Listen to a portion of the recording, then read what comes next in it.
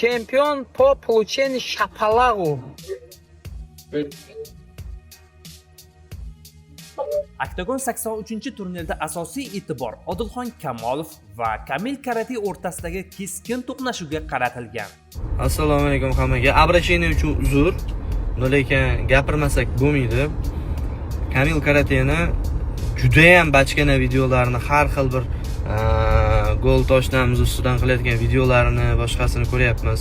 Xullas kecha Sultonga telefon qildim.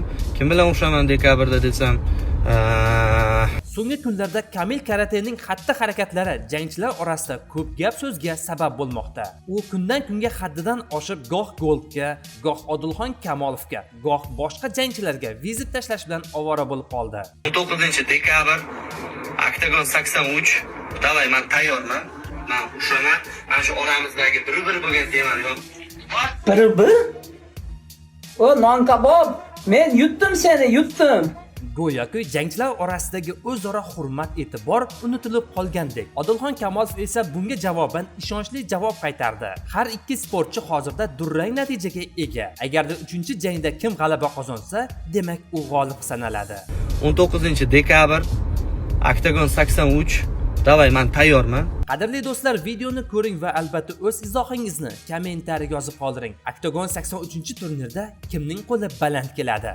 Родные мои, что я могу сказать по поводу Адилхона Камолова? Он чемпион в 3 категориях. Первая категория – чемпион по получению шапалагу.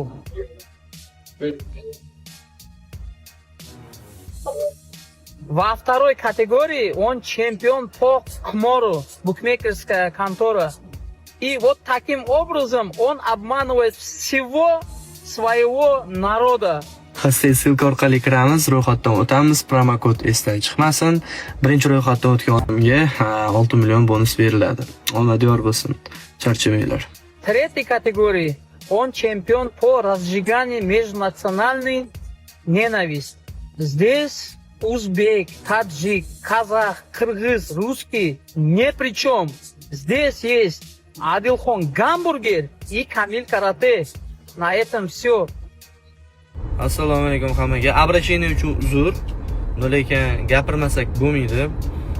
Kamil Karateni juda ham bachkana videolarini, har xil bir gol toshnamiz ustidan qilayotgan videolarini, boshqasini ko'ryapmiz. Xullas kecha Sultonga telefon qildim. Kim bilan o'shaman dekabrda desam, qolgan saperniklar qabul qilgisi kelmayapti to'g'risi. 19-dekabr Oktagon 83. Davay, men tayyorman. Men o'shaman. Mana shu oramizdagi bir bo'lgan temani yopib qo'yaylik. Bizning jangimiz ketma-ket ikkita jangimiz ham yil upseti, yil eng zo'r jangi bo'lgan.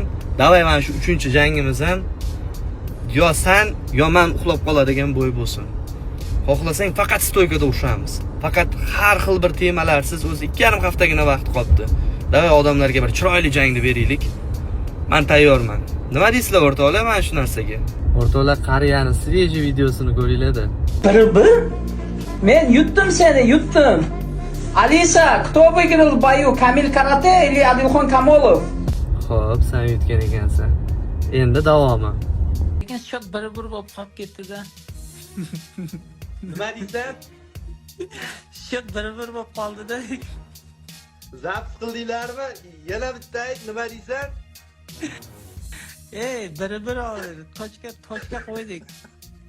Ko'pchilik aytardi menga, "Voy, bu qariyaga ishonma, distansiya saqla bundan" desa, hammamiz odammiz-ku deb misol uchun salom alaykum qilib yurgan ekanman bu bilan. Xullas, shuncha narsani ko'rgan yurtdoshlarning oldida, sani yurtdoshlaring oldida endi nima chiqib ketishga xod qidirasan ekan. Misol uchun men tayyorman. Har qanaqa raqibga tayyorman, lekin iminda sen bilan 3-jangimiz bo'lishi kerak. Xullas, 19-dekabr men tayyorman. Go'mi? O'zi doktor to'g'ri aytgan ekan sani. Ket qilgan po'q deb. Amerika ko'kka qistirib turib, uni akkuratno o'sirish berib kerak-da. 19-dekabr Oktagon 83. Davay, men tayyorman. Men o'shaman. Mana shu oramizdagi bir bo'lgan temani yopib. Bir? O non kabob.